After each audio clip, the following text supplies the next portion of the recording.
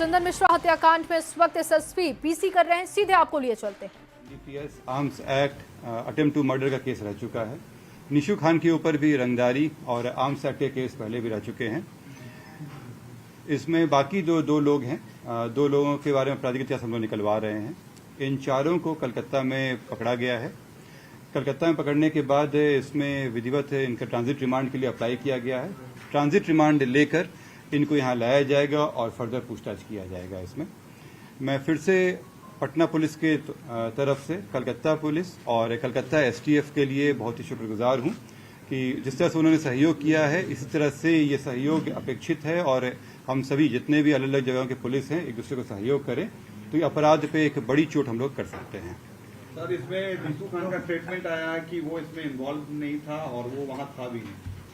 निशु खान के घर पे ही ये कार्रवाई हुई थी और निशु घटना के थोड़ी देर पहले ही निशु खान ने अपनी गाड़ी से इन लोगों को लेकर भागा। वो गाड़ी में मौजूद था, उसी की गाड़ी का इस्तेमाल किया गया था। उसके एविडेंस आए हैं हम लोगों के पास। बाकी जो अनुसंधान का विषय है, अनुसंधान में जैसा आता है वैसा ये सब अनुसंधान का विषय है। जब उनको ट्रांजिट रिमांड से यहाँ लाया जाएगा, कोर्ट में प्रस्तुत किया जाएगा, फिर हम लोग डिमांड लेकर उनसे पूछताछ करेंगे। कौन लोग हैं सर जिनको अरेस्ट किया गया कोलकाता से? उसमें उनके सहयोगी हैं हर्ष और दूसरा है भीम। इन लोगों का क्या नाम?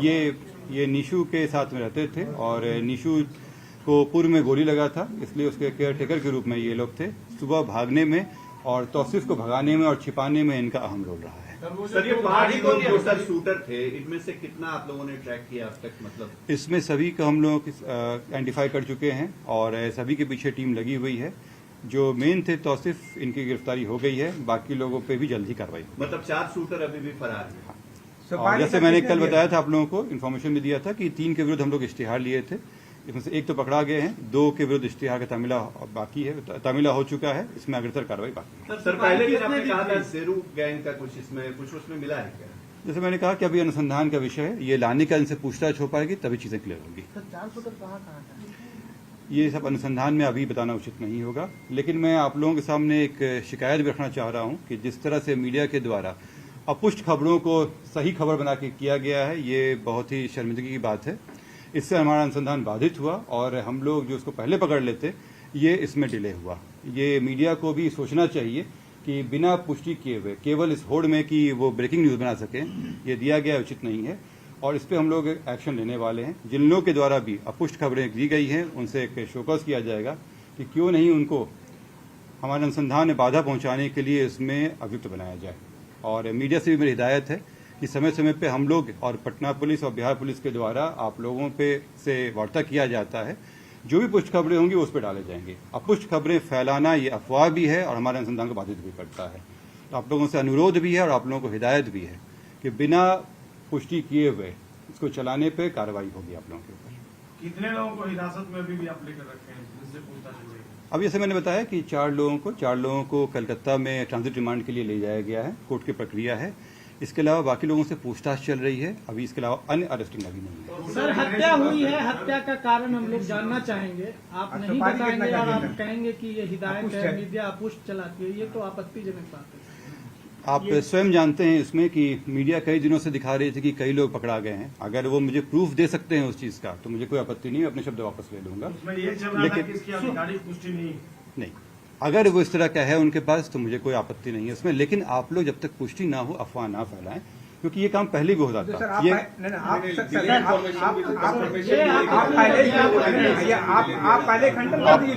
आप लोग में इसके अलावा मुझे 2 और बातें आप लोगों से कहनी है। कल और आज पटना पुलिस और एसटीएफ के द्वारा 2 बड़ी घटनाओं को रोका गया है। इसमें लूट के साथ हथियार का इस्तेमाल का प्लानिंग था और 2 बड़ी वारदात को रोका गया है। एक बेउर थाना से है और एक रामकृष्ण नगर थाना से संबंधित है।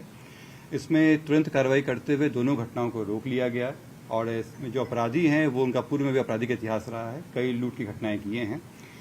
रामकृष्ण नगर में 3 व्यक्ति पकड़ाए हैं, सोनू कुमार, अभिषेक कुमार और विशाल कुमार। इनके पास से एक देसी पिस्टल, 2 कारतूस, साथ में चोरी का मोटरसाइकिल पकड़ाया है। ये पूर्व में भी अपराधी रहे हैं।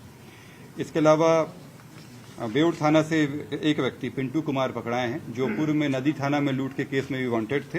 इसके अलावा ये अन्य घटनाएं भी करने जा रहे थे।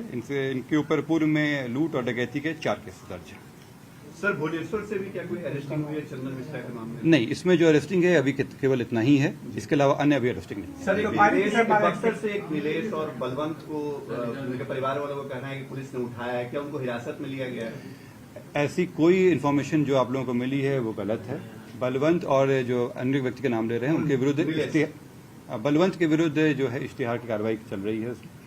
अभी तक किसी का अरेस्टिंग, इसके अलावा जो इन 4 को मैंने बताया, इनके अलावा किसी का अरेस्टिंग नहीं है। और कितने लोग शामिल हैं इसमें 5 शूटर के अलावा? 5 शूटर के अलावा 2 हम लोग जानकारी में पहले से थे, 2 और अन्य आए हैं। इसमें 9 तो सामने आ चुके हैं हमारे। इसके अलावा अन्य लोग भी हैं जिनका इसमें षड्यंत्र करने में रहा है। ये जो 9 लोग हैं ये तो डायरेक्टली वहां पे थे। इनके अलावा अन्य लोग थे जिनसे जो हथियार सप्लाई किए, जो रेकी कराने में मदद किए। अभी और लोग इसमें आएंगे। आप कह रहे हैं कि स्पॉट पर 9 लोग थे जब वारदात कर? इसमें जो डायरेक्ट रेजिस्टेंस होता है, जो घटना करने में तुरंत जो किया जाता है, उसमें अभी तक हम लोग 9 लोगों के नाम आए हैं। बाकी अनुसंधान का विषय है। और जो बाकी लोगों का इसमें रहा है, जैसे हथियार सप्लाई करने में हो, उनको लॉजिस्टिक सप्लाई करने में हो, उन सब के अभी आना बाकी है। शेरू सर पूछताछ में क्या बताया जेल में? ये अनुसंधान का विषय है और जैसा अनुसंधान में सामने आएगा बाकी बता देंगे आपको। शेरू से पूछताछ हुई है? ये हॉस्पिटल की जो बात है, इस पे हम लोग जांच कर रहे हैं कि कैसे बिना रोक टोक के, बिना किसी जांच के वो अंदर चला गया। और जिस तरह से वो गया है ये क्लियर था कि पहले भी वो वहाँ पे जाता था। क्यों नहीं हॉस्पिटल के द्वारा उन्हें रोका गया, पूछा गया? क्योंकि जब आम आदमी जाते हैं तो उनसे पूछा जाता है कि वो किस कमरे में जा रहे हैं, चेकिंग होती है, फ्रिस्किंग होती है। तो फिर इस मामले में क्यों नहीं किया गया? सर, एक जानकारी ये आ रही है कि तौसीफ जो है वो पारस हॉस्पिटल के स्टाफ से उसकी अच्छी जान पहचान थी। वहां पर मेडिक्लेम का भी काम वो कराता था और दिन भर वहीं रहता था। तो क्या इस बैकग्राउंडर में हॉस्पिटल्स के कोई स्टाफ को आप लोगों ने चेक किया है या कुछ ऐसा? तौसीफ को जब लाया जाएगा तो उनसे पूछताछ हुई। उन पूछताछ में ये भी एक प्रश्न रहेगा कि किस तरह से वो रहा है। जब वो बात सामने आएगी तो हम लोग से डिस्कस सर, करेंगे। आरोपियों को कब तक यहाँ लाया जाएगा और क्या सड़क के रास्ते लेकर आ रही है पुलिस?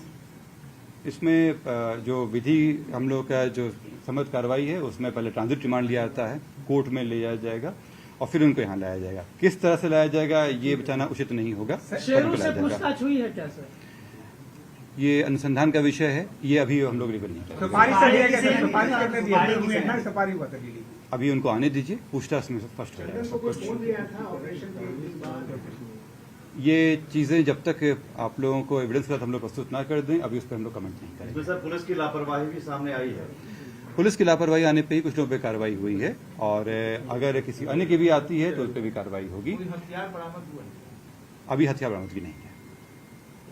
सर, एक डॉक्टर का नाम आया था, उनसे भी पूछताछ हुई है क्या? देखिए, इसमें कई लोगों से पूछताछ हुई है और कई जगहों पर, कई शहरों में पूछताछ चल रही है। तो डिटेल्स स्पेसिफिक आपको हम नहीं दे सकते। किस रास्ते से आए, किस रास्ते से भागे, ये तो बता सकते? जैसे मैंने बताया कि ये अभी कलकत्ता से हुए हैं, तो कलकत्ता भागे हैं। कुछ जो लोग हैं वो दो जगह पर गए हैं। हॉस्पिटल आने के भी एविडेंस हैं, आने दीजिए इन लोगों को। इनसे पूछताछ होगी कि जो इनको सप्लाई किया गया था मोटरसाइकिल और गाड़ियां जो थी वो कहाँ से। महिला की बात आ रही है सर, सामने आई थी। हम लोग को अभी 4 लोग को ला रहे हैं पूछताछ के लिए। अगर अन्य किसी की भी आएगी बात तो उन पे कार्रवाई। दोनों बाइक बरामद हुआ? अभी बरामदगी नहीं है, अभी इन लोगों के साथ ही पूछताछ होगी, उसके बाद बरामदगी होगी। गाड़ी जो लेके गए थे उसकी बरामदगी हो गई है। गाड़ी बरामद? गाड़ी बरामद। क्या कलकत्ता के रास्ते कहीं बाहर भागने की भी प्लानिंग थी सर? ये आने दीजिए तो ये आने पे स्पष्ट होगा। सर, बैंक मैनेजर का जो सब मिला था उस मामले में कोई अपडेट? पोस्टमार्टम से वो स्पष्ट हो पाएगा कि ये क्या है। पोस्टमार्टम रिपोर्ट अभी हम लोग को मिला नहीं है। हम लोगों ने रिक्वेस्ट किया है कि वो जल्द दे दें। जैसे ही आता है उससे स्पष्ट होगा कि ये हत्या है या एक्सीडेंट का मामला है। इसमें चंदन मिश्रा को कितनी गोलियां लगी, कुछ पीएम रिपोर्ट आई है? ये अभी पीएम रिपोर्ट हम लोगों को नहीं प्राप्त हुई है और इसलिए अभी इस पर हम कमेंट नहीं कर पाएंगे। कितना आपको क्या बरामद होता है? ये इन्वेस्टिगेशन का पार्ट है, अभी इसको हम लोग आपको डिटेल्स नहीं देंगे।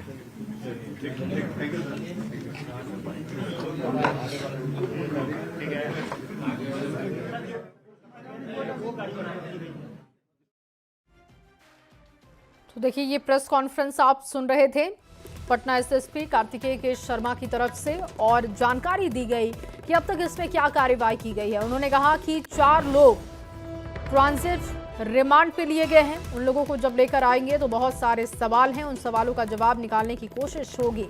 साथ ही साथ जो दूसरी तस्वीर आप देख रहे हैं विंडो में, उसमें आप देखिए पारस अस्पताल की ये तस्वीर है जहां पर आराम से दाखिल होते हैं आरोपी और वहां पर हत्या करते हैं और बाहर निकल जाते हैं। चंदन मिश्रा की हत्या का ये पूरा मामला जिस पर जानकारी दी जा रही थी।